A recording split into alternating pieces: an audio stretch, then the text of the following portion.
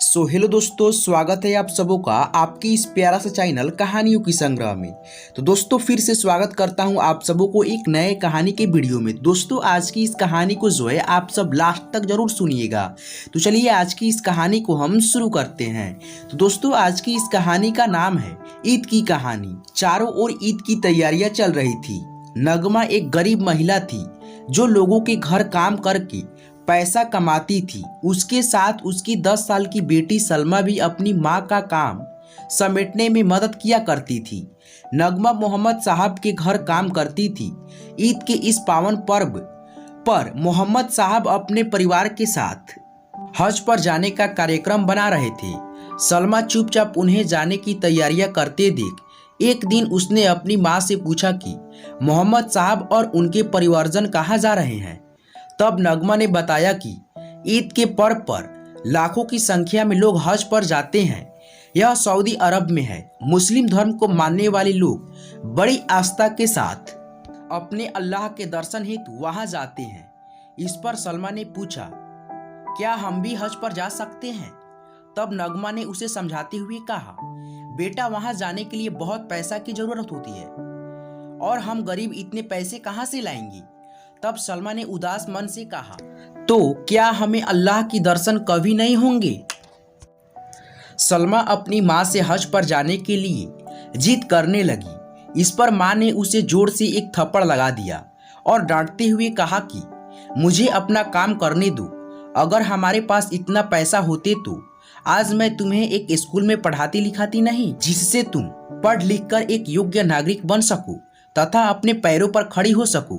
तुम्हारी भी तो यही इच्छा है। मैं कभी भी नहीं चाहूंगी कि बड़े होकर तुम्हें भी इसी तरह घर घर जाकर लोगों के कामों को करना पड़े। नगमा और सलमा की ये बातें सुनकर मोहम्मद साहब की बीवी खड़ी होकर छुपकर सुन रही थी। वह सलमा के पास आई और सिर पर हाथ फेरते हुए बोली कि बेटा, आज से तुम्हारी पढ़ाई लिखाई की सारी जिम्मेवारी मैं लेती हूँ। तुम बस मन लगाकर पढ़ना। सलमा की तो मानो खुशी का ठिकाना ही न रहा। अब वह मन लगाकर पढ़ती थी। कक्षा में भी सदा वह अव्वल आया करती थी, यानी कि पहला स्थान लाया करती थी। नगमा भी अपनी बेटी को खुश देखकर बहुत ज्यादा प्रसन्न रहने लगी। समय बीतता गया।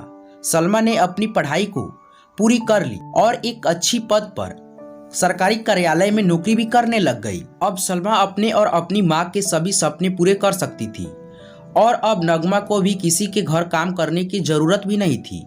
आज ईद का दिन था। सलमा ने एक सुंदर उपहार खरीदा और अपनी माँ को लेकर वह मोहम्मद साहब के घर गई।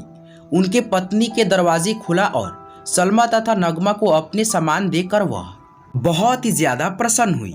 सलमा ने उन्हें ईद के मुबारक देते हुए वह उपहार दिया। मोहम्मद साहब की पत्नी ने उपहार खोला और उसकी खूब तारीफ की, लेकिन सलमा ने उन्हें धन्यवाद देते हुए कहा कि आपने जो मुझे कुछ वर्ष पहले ईदी के रूप में उपहार दिया था, उसके सामने यह उपहार का कोई मोल नहीं है। ऐसा कहकर सलमा और मोहम्मद साहब की पत्नी ने दोनों एक दूसरे के गले लग गए।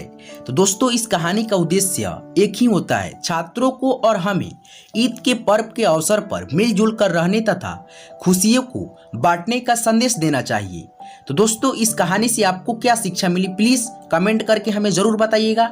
और दोस्तों आपको ये कहानी अच्छी लगी हो तो प्लीज हमारी इस कहानी को जरूर लाइक कीजिएगा और साथ में इस चैनल को सब्सक्राइब करके बेल आइकन को जरूर प्रेस कर दीजिएगा, ताकि आने वाली सभी वीडियो को नोटिफिकेशन सबसे पहले आप तक पहुंचती रहेगी। दोस्तों मेरे तरफ से भी ईद के ढेर सारी शुभकामनाएं।